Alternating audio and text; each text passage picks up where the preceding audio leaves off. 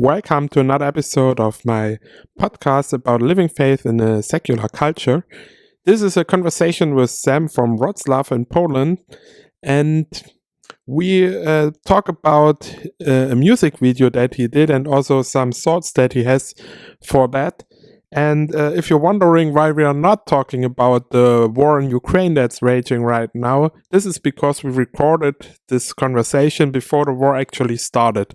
We are only releasing this late because the release of the music video to the public was also like just some weeks ago. That's why we are just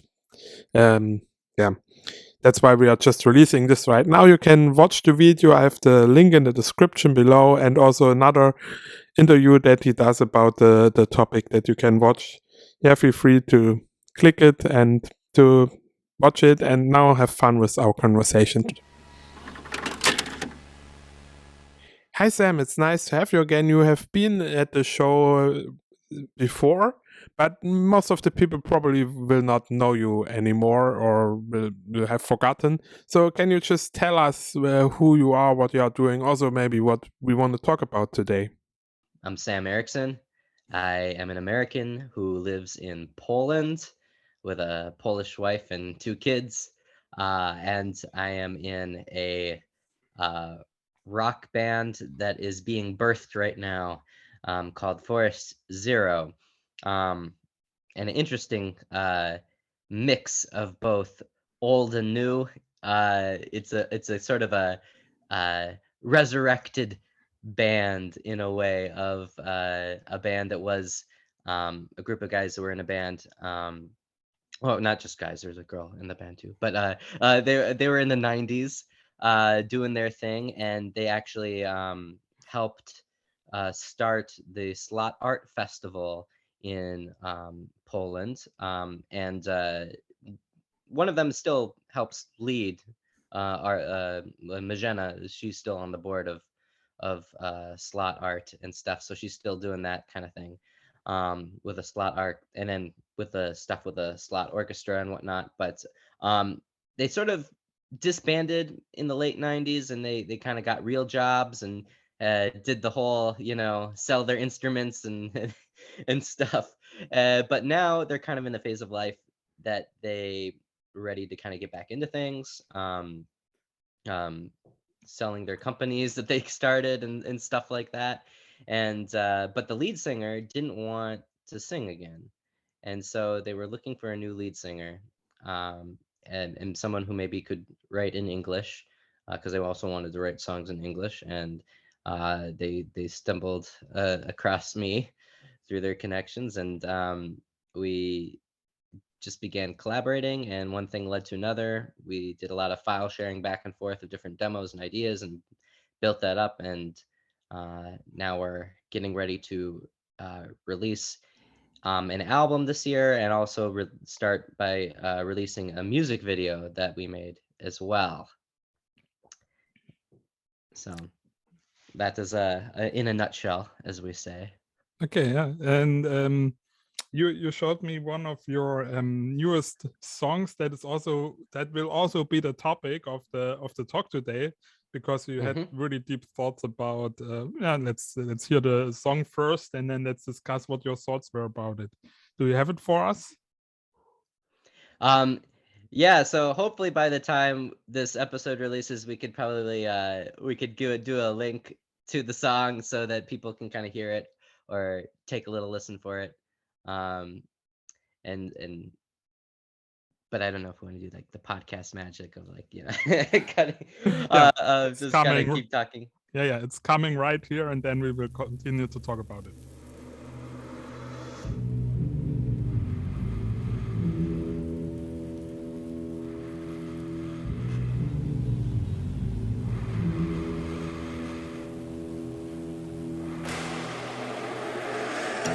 It's easy to believe in her, in her, in her, when you see what is best aside. The light, what makes you free? Further outside the room, a million charring throats screamed in doom. sits the post-war news. The news, the news, the news, not enough, just this is why we need hell, just this is why we need hell, just this is why we need hell.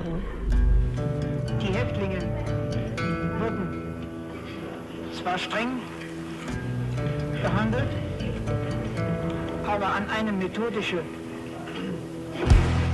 They took Rudolf to Poland to face justice for Auschwitz.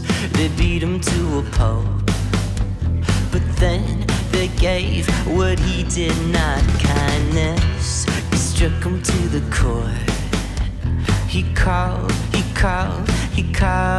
for a priest, the only one who came. Had 12 of his own brethren killed by him, and they broke down and cried. The priest still gave him his rights, and they broke down and cried. The priest still gave him his rights.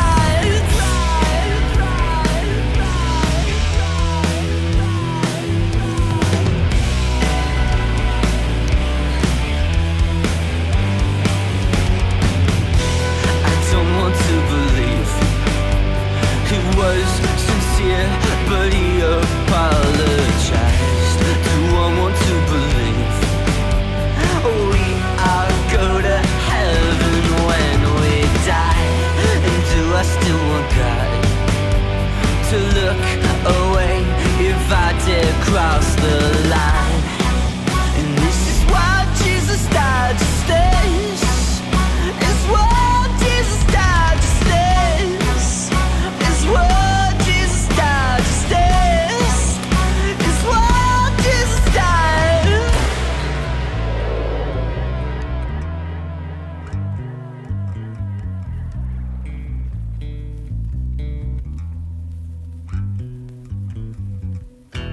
The thief upon the cross said, sorry, please remember God forgave.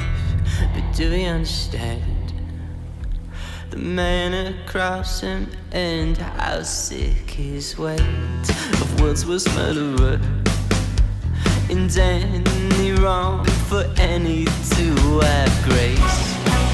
And it's a scandalous love for all, the cool of love for all, scandalous love for all, the call of the blood.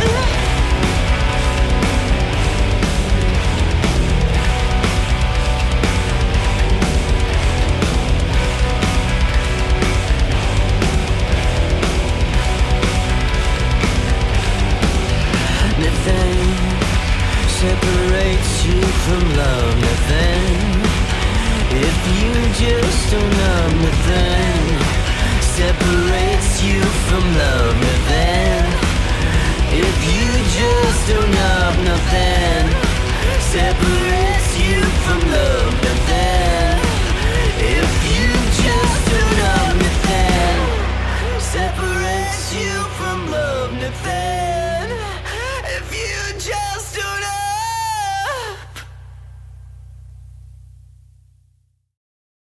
Of course, people that have just are just listening to this now haven't seen the video that you made with it, because I think when you see the video, check it out on YouTube. It makes it even stronger, the message you're trying to say. Can you explain a little bit about the song, and also maybe connecting to the video? What were your thoughts when you wrote this? Yeah, for sure. Yeah, and yeah, definitely check out the actual music video, because it will kind of show things more with some real life World War II reenactors, because our bass player is part of a World War II reenactment club, and so it was just kind of a happy accident that we were able to do that. What is happening in the video for people that are just listening? Yeah, so this was kind of a interesting story that I came across when visiting Auschwitz for the first time. And it was kind of a thought that came to mind after, because the way Auschwitz kind of is set up, you kind of visit this the place where they burned all of these people in like just mass, the crematorium, and then outside of that they have like the noose that the leader of Auschwitz was hung on after the war, where he kind of faced quote unquote justice. Mhm. And I had a thought of like, this, doesn't feel like enough justice to me. It doesn't feel like it really um, is a fair punishment. He should be, hung a million times or something to kind of equal the millions of people that were killed. And so it led me to want to like write a blog about it first. A blog that in my mind, I was thinking, okay, for me, this maybe gives me an idea of, I guess, or how maybe it helps me understand a little more of the Christian concept of hell, and why we might want it, why we might need it, the idea of needing justice. Um, and but when I looked into the story, it kind of disturbed me because it added a whole another level of complication, because you or you find out that he had this moment where, of course you never know people's hearts and all that stuff, but Mhm. he had this moment of a possible repentance, where you have these letters that he wrote in prison while he's waiting on death row after everything's already decided. He can't like, it's not gonna earn him any more points. He's not gonna be able to like, use this as an excuse to get a lighter punishment or anything. And he writes these letters to his wife, to his kids, and to the Polish people, apologizing um, for what he did, kind of explaining his mistakes, explaining how he was wrong, and asking God's forgiveness, and saying how he kind of rejected God earlier in his life, and he's coming back to God now, Mhm. um, uh, which is crazy enough on its own. But then even you kind of the other twist in the story is that there was this priest guy, this Jesuit priest, who had 27 of his fellow brethren in Auschwitz imprisoned, and then 12 of them were killed. And he actually tried to sneak into Auschwitz earlier. I found out, like, and to be with his brother, and I'm gonna die with them, kind of Mhm. thing. And they basically were about to kind of kill him for sneaking into the camp, but he spoke such good German that Rudolf Haas thought. I think he thought he was German or something like that.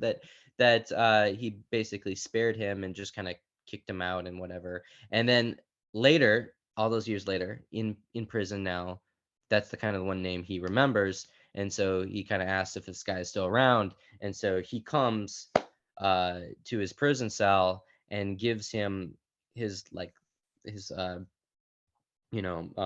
gives him communion, kind of gives him this sort of last like um communion before dying kind of thing, or um and basically forgives this guy, and apparently, breaks down.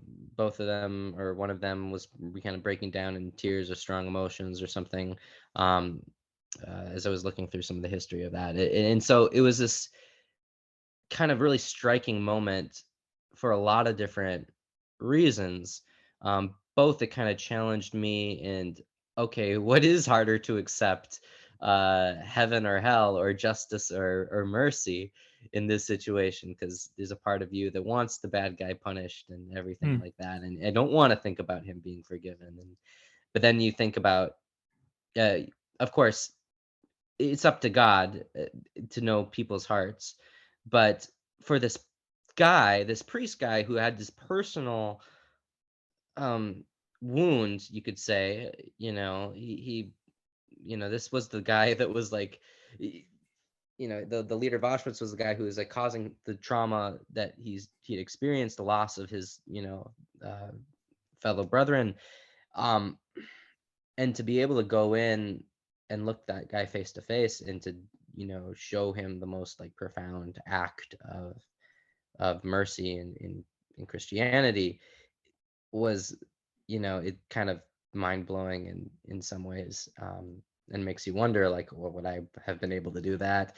Am I able to do that in my own, life, in interactions? Can I really harbor that, like, that spirit of forgiveness?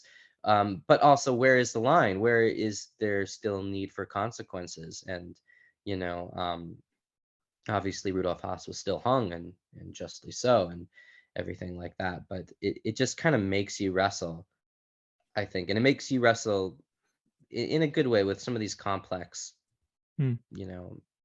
Thoughts of mercy and justice.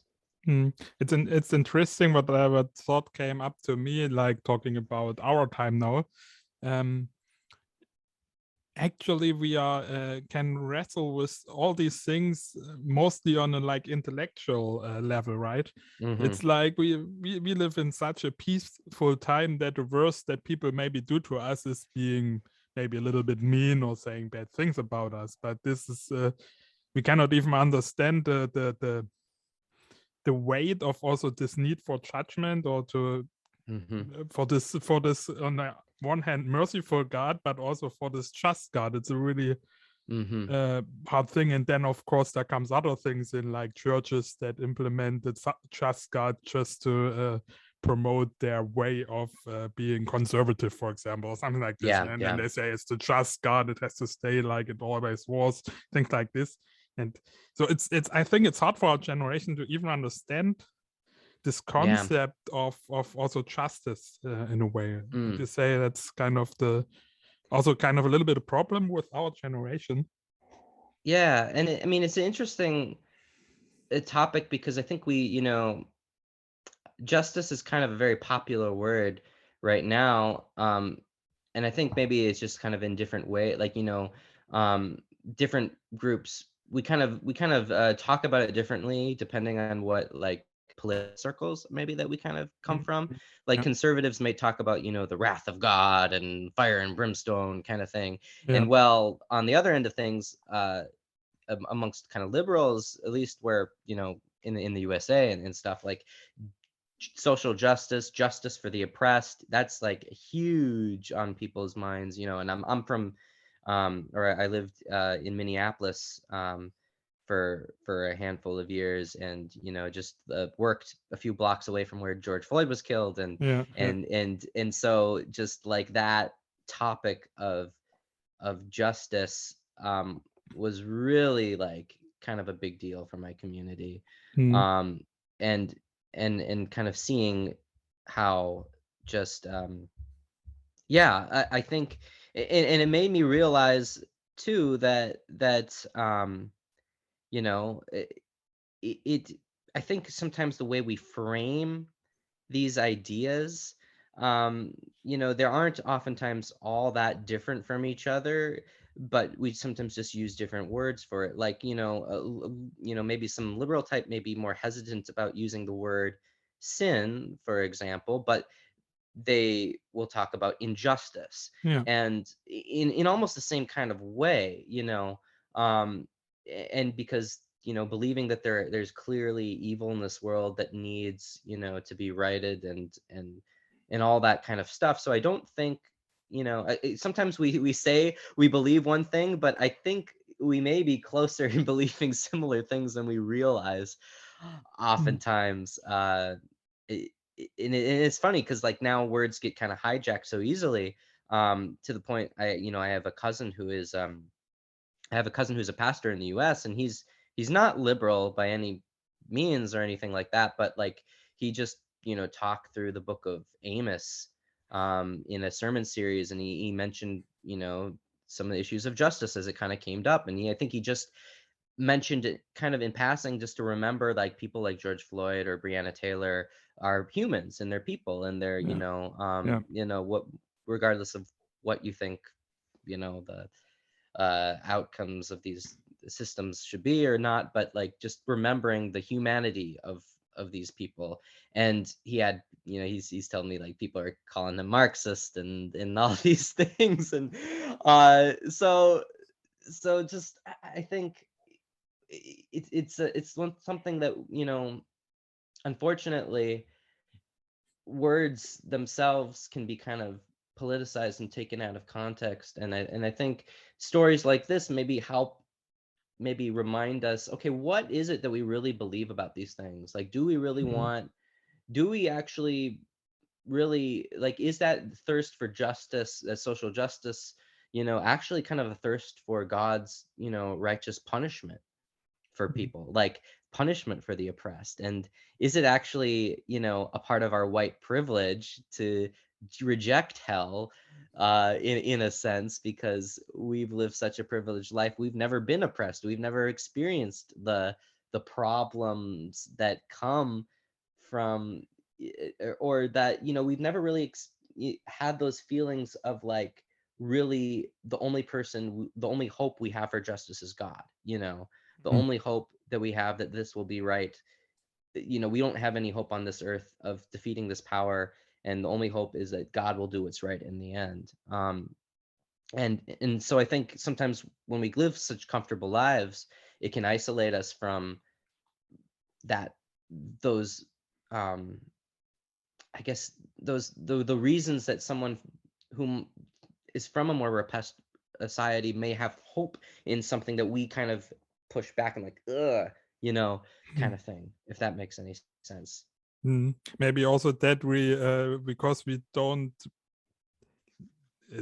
get me wrong if I say this, we don't know really bad injustice. Let's say I wanted to say real injustice, but of course every injustice is real in a way. But because we don't know the really bad injustice like Auschwitz or something like this, which is really bad, or where people really not just where it's not just my feelings that are hurt a little bit, something like this, not just it's not just a pronoun that's different, something like this.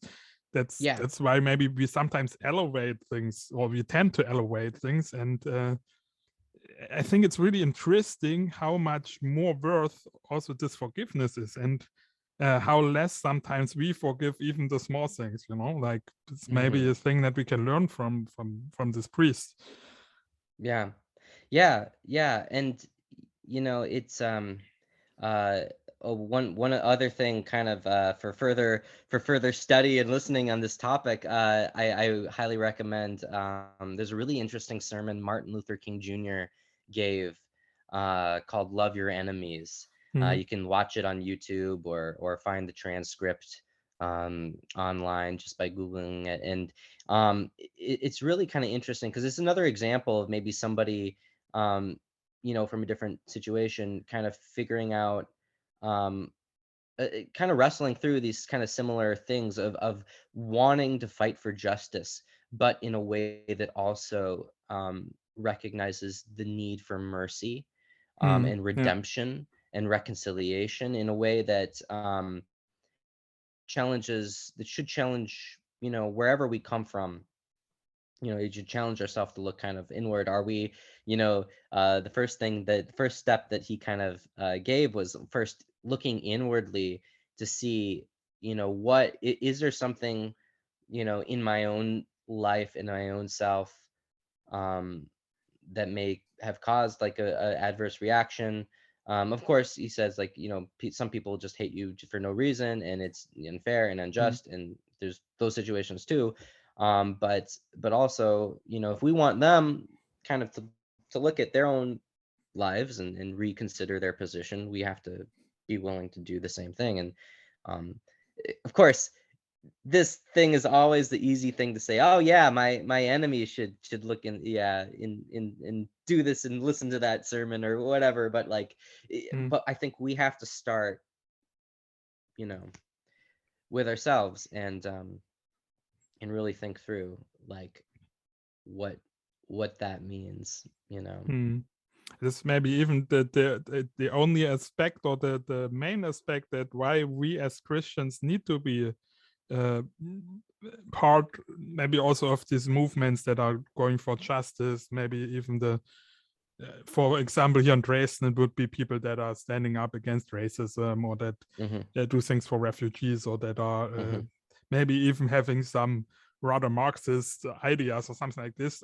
But to be with these people and to be friends with them and to bring, because I think this is really something unique to our Christian faith. This perspective, if I see people that are going for against injustice and everything, this forgiveness aspect, that it's not there, basically.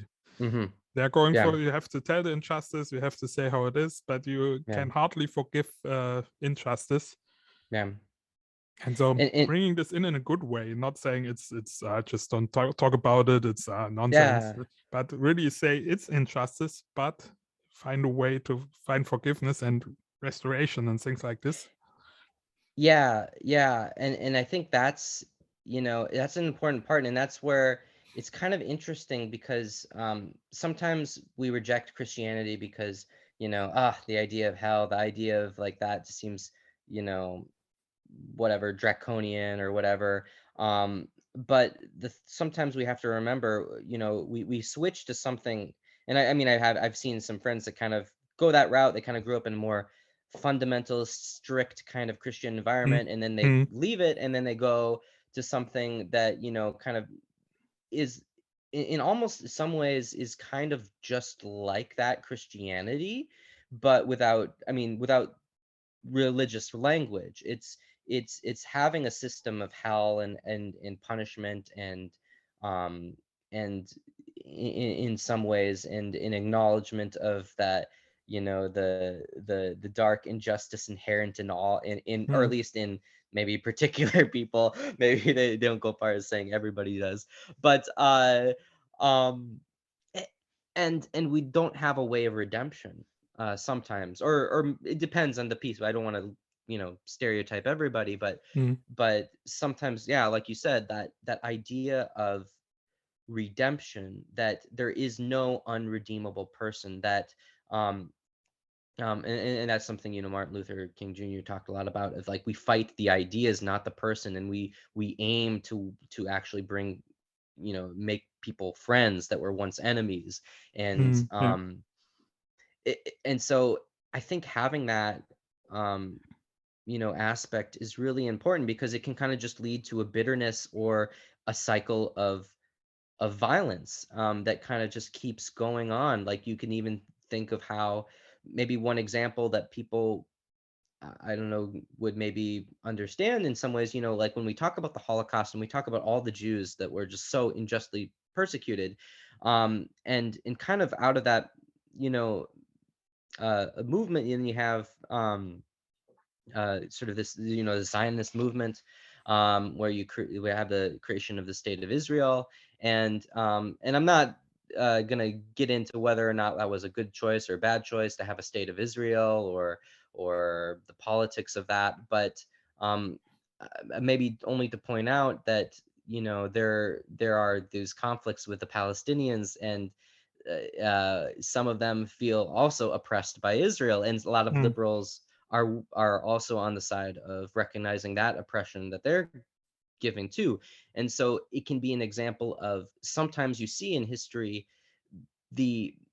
it's not this idea of like, okay, once you give power to oppressed people, then magically everything they'll do is going to be righteous. Righteousness and the rightness of something has to be, regardless of who is in power, or whether or not they were oppressed in the past, and stuff.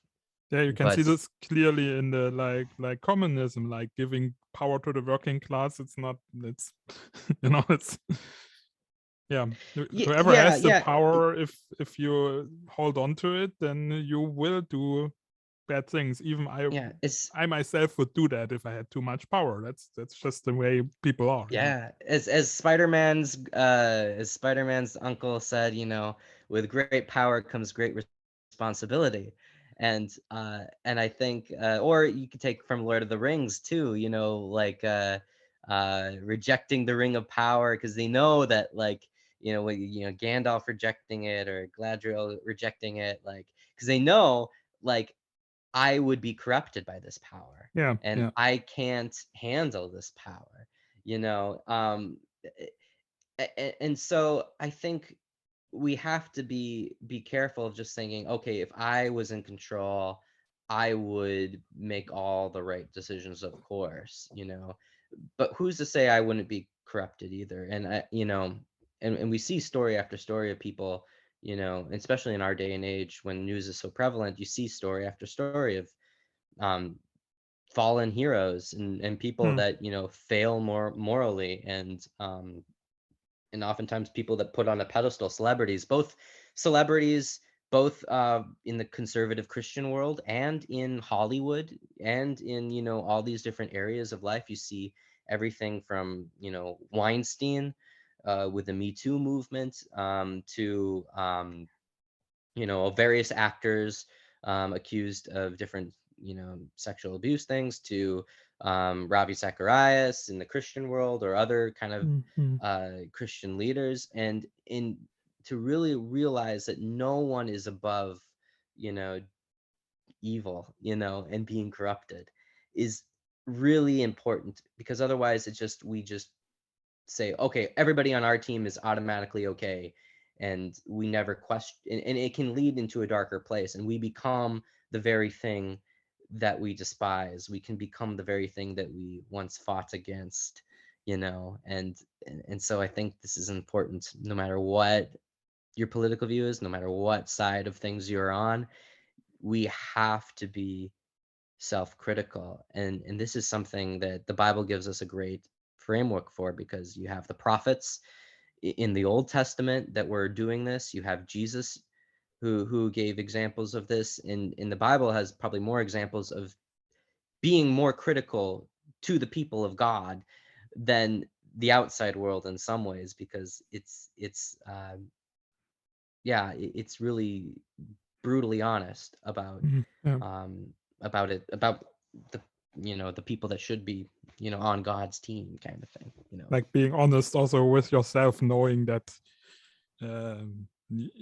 you're yeah, every one of us sometimes has these issues, like Mm-hmm. Mm-hmm. it's just being it's just a lie to think we are better than anyone else, or yeah. Yeah. And I have some personal experience in my family too, of just like, I come from two generations of fathers with affairs too. So it's another thing that's kind of really conscious on my mind, Hmm. as well, like on a micro scale, not just macro leaders out there, whatever, failing, but just realizing, okay, I can't just make this excuse that I'm not above doing something horrible, to somebody. Um, Hmm. it's a good it's good to have these humbling things to remind you of that, and hopefully that can help prevent, and put safeguards in place so that we don't become um, the thing that we despise, Mm-hmm. in a way. Now, talking about language again, I had just had one more thought about that, and Mm-hmm. it's not finished or something. It's just a thought out there. Would be the question: what do you think? Maybe I can even add to this also. Uh, what would be the way of, for example, this all these hard topics with the injustice thing, with the all these justice movements that are not from a Christian perspective, Mm-hmm. judgment, things like this, forgiveness, all these things that we as Christians maybe know for so many years and have our mantra maybe even about Mm-hmm. that. Mm-hmm. And how's that? What are the things? How are we talking to people that are not from a Christian background, that have good Mm-hmm. intentions? What do we need to emphasize, and what do we don't?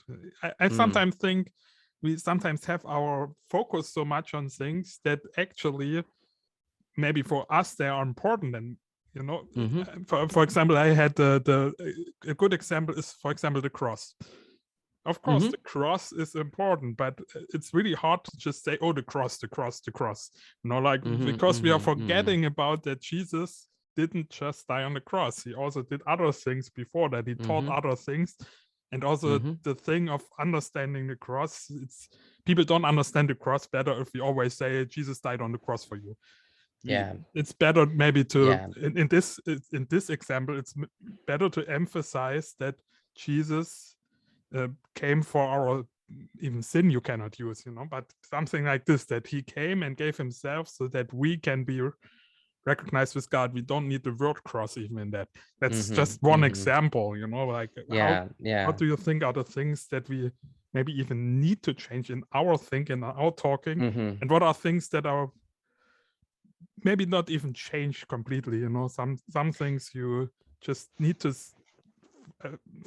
put the focus on saying things in a way people understand them instead of just having your mantra. So I mean, I guess I don't know if my approach is always the best way or not, but what I like to do, and of course you have to modify it to who you're talking with or whatever, but like I like to find the connections between what people already believe and how that connects to the biblical and gospel story, and start from that framework. Of course, you can kind of only stay in that world and just make people have their own religion out of what they already believe, and miss that side of the story. The other sides are controversial, but like, for example, mentioned the cross. Like, why is it our society views the victim as the person that has the power, and not like in Roman times where it was just might makes right, and and if you're on the cross, that means that's the weakness thing. Why is it that George Floyd, like, dying is such a powerful thing that can create like a whole movement, like one of the biggest protests in US history? How does that, and is there this connection that kind of comes from the idea of actually the victim having power in a way of, like, because he's on the side of righteousness, and when you're on the side of righteousness, even if you're martyred and killed, like, that is something that is more powerful and transcends it, and it's almost like kind of, so finding those ways, which is something, kind of idea that that kind of cross thing was something like like Tom Holland, I believe, in his interview with like the Provoke and Inspire people, was talking more about. For those who are aware of the Steiger podcast, Provoke and Inspire, you can kind of hear more of like how just like the idea of the cross in the West, was radically transformed from that kind of tool of might and power over you in the Roman culture to the idea that we have today. So I in other things, in other areas, I try to like relate to that, like, the idea of basically sin and injustice or something like that, or the idea that we kind of maybe, if people kind of can understand the idea of having privilege, is maybe kind of similar ish to the idea of original sin, and the idea that we are born into sin in a way, in a sense, kind of. I mean, of course, it is different, and in those differences you need to talk about and explain and stuff, but I think maybe that could be one way to like open up conversations, like creatively think about, okay, what how are these issues connecting, how are these uh concepts and ideas, and in finding those points in reference and culture that are referencing back to the biblical story, because they're all over the place once you start looking. Even I'm one example I've been using with some people lately too is there's been after George Floyd and everything like that, I kind of wanted to dive into the biblical prophets more and kind of soak them up a little bit. And I kind of noticed there is one actually quote from the prophets. It was really popular in pop culture lately, from the musical Hamilton, actually, as it's requoted by George Washington in Hamilton, this idea of every man will be under his vineyard and no one will make him afraid, and this idea of sort of what is the good life kind of idea Mm. thing. And then that quote from Hamilton got requoted from the poet in Joe Biden's inauguration address. She quoted that in that, kind of using it almost in a more taking that sort of biblical idea of the mountain of the Lord, and transforming it into sort of a sort of an Americanized idea of Capitol Hill, which maybe could be a little bit heretical if you kind of take it too far, or that way as well. But it's an example too of people seeing that theme in scripture, and that's something about that resonates with them deeply, that people are keep on repeating that again and again in different places, even places that aren't maybe necessarily we think of as Christian, quote unquote. And I think finding those things that are in those non-Christian places, in those places of pop culture, Mm. sometimes can be gateways to, okay, where did that quote from Hamilton come from? Why, actually it's going back to the biblical idea in Micah, and in Isaiah about the mountain of the Lord. And that concept of the mountain of the Lord is something that even in my kind of Christian bubble, like it wasn't really talked about much. It's a part of, I think, something that I kind of missed a little bit, because that's a big theme. It reoccurs in a bunch of biblical books about this sort of mountain of the Lord, where there's no war and all nations come to it. And there's Mm. a lot of things in there that I think for the people who are more maybe non-Christian or more liberally minded will resonate with them. Yeah, all nations. Yeah, no war. Like Yeah, that sounds really awesome. it's their Um, picture of utopia, actually. Yeah, it's not, it's even the Bible that like that. Yeah, yeah, yeah. And in other things that I think, finding those things too that resonate with people as well. Like the three groups of people most mentioned in the Old Testament, as far as like kind of why God was angry at his people, were like they didn't help the widows, the fatherless, and the immigrants, basically. Mm. Yeah, And seeing that, seeing this, that was one of the reasons also that they were worshiping other gods. So it kind of has something to offend everybody, though both the conservatives and the liberals may yeah. have uncomfortable feelings, but in the Bible we see them together. We don't see that splitting up that we tend to do in our modern culture. And so starting with one of those areas that people like, and maybe that's also how I challenge my Christian brothers and sisters too, to think about some issues that they may not feel comfortable with on the liberal side of things, is seeing, hey, it's talking about worshiping one God, and that's one of the reasons God sends the people of Israel into exile. But it also mentions the fatherless, the widow, and the immigrant, and those people come up again and again. So obviously there's both this element of needing the truth and needing to care for people, going hand in hand together. But so I don't know. It may not work for everybody still, because like they're still just, bringing up any religious subject can be very difficult for people. Yep. But in my experience too, when you make a relationship with people, and you don't get like all hung up on areas that you disagree with, and you kind of let that, let the side, let them speak their mind, let them, say what they want to say, and Mm. share their own viewpoint, and then just kind of say, oh well, I have this kind of viewpoint here, and it's kind of a little bit more like this, and I don't know, in a good relationship, um you can get past that place, and you can, you know if you don't make it awkward, for yourself, and you can kind of not make it awkward for them in a way. Mm. Yeah. But it's still difficult.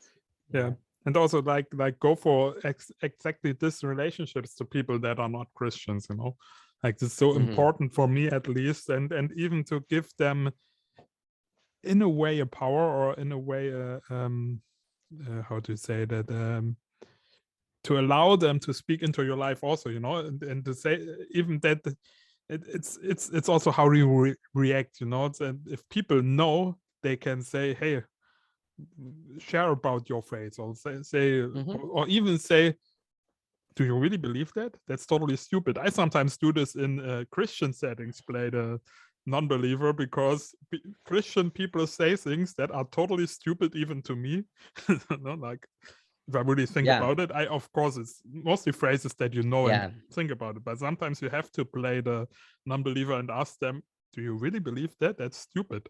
Or maybe that's even not biblical at all, if you really get the context. Something like this, you sometimes, if you have these people, it's easier, but Yeah. sometimes you have to be the person that says, no, I don't agree with that, something like this, even to the pastor or something. Yeah, and I think it's good to have, like, knowing how to do that well is That's a point, kind of yeah. is kind of an art form, but we need to try to figure out, how do I share the truth in love, or how do I raise a question in love? Mhm. And I think maybe at first you have to realize, okay, I can be wrong about something. I don't, I could be the one that might need that critique. And so, but then making it, I don't know, and it's hard because not everybody is open to sometimes some of those questions, or Mhm. whether it's in whatever circles we are in, whether it's in a Christian circle or non-Christian circle, there's often sometimes, people have a hard time, or we're having a harder time talking about complicated subjects that we might Mhm. disagree on in general, and trying to find nuance, trying to find complexity. Mhm.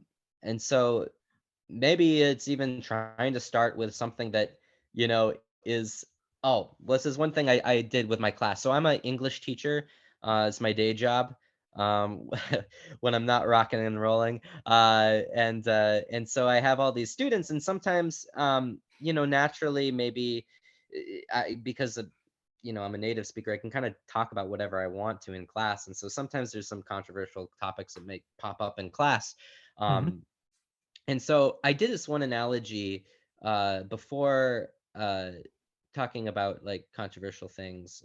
For example, I think I was going to be talking about a little bit about, this one poem, because we were going through all these poems, and this one poem kind of dove into African American history a little bit. And I know that there's um, some differences of opinion, even in my class in Poland, about some of those issues. And so Mhm. one thing I did, I did this kind of analogy for everybody. I stuck, um, I had, good Polish bread, some buns of good Polish bread. I had what they call toast bread. I don't know, maybe that's what you call it in Germany too. Yeah, it's Just kind called of the toast, yeah. slice toast bread. Uh, in America, it's just bread because we don't have You very don't good have bread. different kind of bread, yeah. We have really crappy bread in Yeah. America. And then I had Pop Tarts, which another American thing that I found in the store, that, like those little toaster strudels. And I told people to imagine three different people who grew up only knowing one of these things as bread. Um, and they get into a room and they're maybe asked questions about, okay, is bread delicious, or is bread sweet, or is bread healthy? And imagine all the misunderstandings and things that might happen. They maybe even two of them may agree with each other. Maybe the person with good bread and the person with Pop Tarts both agree that it's delicious, but they're still imagining two different things. And then Yeah, when it yeah. comes to be healthy, the Mhm. answers change. It's like, wait a minute, why are you saying that? I thought we agreed. I thought, is it, Yeah. and realizing, okay, what needs to happen to take some of these um conceptions apart. We have to be willing to kind of listen to people, understand their experience, understand where they're coming from, understanding what exactly it is they're defining. Mhm. um and it's not to say that there isn't some objective truth, because the good bread is objectively healthier than the Pop Tarts, but Yeah, of they're course. not gonna they're not gonna know that. You're not gonna know whether or not your bread is the healthy bread unless you're willing to listen to other people, Yeah, basically. objectively, toast is not bread, in what German would say, like Yeah, yeah. Where as something an like this, American, it's the same and fate. I use that as a really good example, because I grew up with just toast bread. That was just Yeah. what bread was. And it wasn't until, like, I think my dad got like a bread machine maker, and I was like, whoa, like it was like homemade bread, and it was like, this is 10,000 times better. And then I realized in Europe, all their bread is amazing. Like, and it was kind of this really funny realization of seeing, okay, the way I understood something my whole life was missing a key important part. And and it's not like I have to be defensive about that and have my identity wrapped up in like, oh, I was, I have to double down on my toast bread is the only bread or something like that. And maybe that's a way that some people can kind of understand, okay, maybe I don't understand this person from a Christian background. Maybe they're seeing something in a little different way. Maybe I need to kind of listen to them, and understand why they see it a different way. Or the reversed way, maybe with somebody coming from a liberal background, or maybe they, came from a really negative church experience, Mm. or, you know, different puzzle pieces that we need to have a more productive conversation on it. And it's not to say that we're gonna, you know, be able to just automatically agree that we still may think we have the healthy bread and they'd have the Yeah. unhealthy bread and vice versa. But, you know, at least it kind of gives a more framework to that conversation. I don't know.